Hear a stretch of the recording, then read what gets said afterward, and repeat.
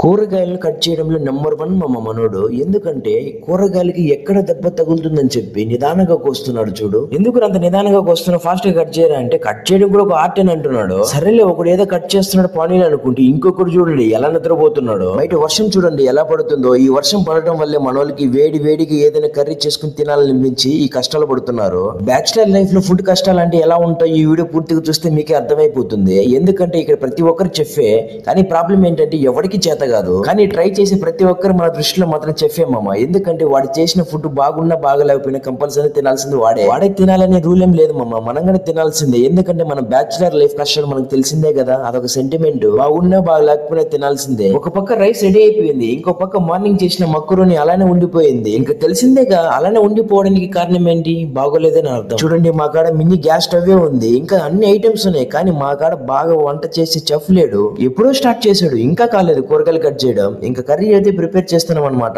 చూసి భయపడొద్దు దయచేసి, ఎందుకంటే అన్ని బ్యాచులర్ కష్టాలు ఇలానే ఉంటాయనైతే నేనైతే చెప్పను, కానీ మా అంత దరిద్రంగా ఉండదని భావిస్తున్నా. ఇంకా మనోడు స్టార్ట్ చేస్తున్నాడు చూడండి. ఫస్ట్ నూనె అయితే వేస్తున్నాడు. తడి ఆరక ముందే వేస్తున్నాడు అంటే మీకే ఈ పాటికి అర్థమైపోయి ఉండాలి మేము ఎంత పెద్ద గొప్ప చెఫ్ అని. నూనె ఇంకా హీట్ ఎక్కలేదు, అప్పుడే మనోడు కట్ చేసిన ఆనియన్స్ అన్ని వేసేస్తున్నాడు. ఇంకా ఆనియన్స్ వేసాక ఏం చేస్తాం, అవి మాడకుండా చూసుకోవడమే. ఇలాంటివి మాత్రం బాగా చేస్తారు, అసలు మాడనివ్వరు. ఇంకా కట్ చేసిన పచ్చిమిర్చి వేస్తున్నాడు, ఇంకా తర్వాత కట్ చేసిన టమాటో కూడా వేస్తాడు. కానీ అంతకన్నా ముందు మనం ఇక్కడున్న ప్యాకెట్ల గురించి మాట్లాడుకుందాం. ఏ కర్రీకైనా ఇన్ని మసాలా పొడులు వేస్తారా అని ఒక డౌట్ ఉండేది, కానీ మన బ్యాచులర్ లైఫ్ లో మాత్రం అన్ని మిక్స్ కొట్టేస్తారని చెప్పి ఇప్పుడు అర్థమైంది. అసలు ఇన్ని చేస్తున్నాం, అసలు మేము ఏం కర్రీ చేస్తున్నామో చెప్పలేదు కదా. ఎగ్ కర్రీ చేస్తున్నాం అనమాట. సపోజ్ మేము ఎగ్ కర్రీ చేస్తున్నాం కదా, ఫస్ట్ ఏం చేస్తారంటే ఫస్ట్ టమాటో బజ్జీ ప్రిపేర్ చేస్తారు. ఏ దానికైనా ఇంకా దాంట్లో ఎగ్ వేస్తే అదే ఎగ్ కర్రీ.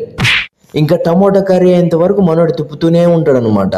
అది మ్యాండేటరీ. అదేంటో అన్ని ఉన్నాయనుకుంటాం, కానీ ఏదో ఒకటి మిస్ అవుతుంది. అలానే ఈ రోజు వాటర్ అయితే లేదనమాట. ఇంకా ఈ వాటర్ ని తీసుకుని వచ్చే లోపు ఎగ్ కర్రీ కూడా రెడీ అయిపోతుంది. అదేంటో కర్రీలోకి ఐటమ్స్ అని భలే తీసుకుని వస్తారు, కానీ చేసుకోవడం మాత్రం సరిగా రాదు. వీడేంటో ప్యాకెట్లు మసాలాలన్నీ పోసేస్తున్నాడు. ఒక పక్క చేసే కొంచెం కర్రీకి ప్యాకెట్ మొత్తం వేయేస్తారా. అది చూశాక ఇంకా అయినట్టే కర్రీ అనుకున్నా. నేను అనుకోవడం ఏంటి, చూశాక మీరు కూడా అదే అనుకుంటారు. ఎగ్స్ ని పగలగొట్టి వేస్తున్నాడు. వీడు పగలగొట్టేసరికి ఇంకా ఎగ్ కర్రీ కూడా ఈ రోజుకి అవుతుందో లేదో నమ్మకం లేదు.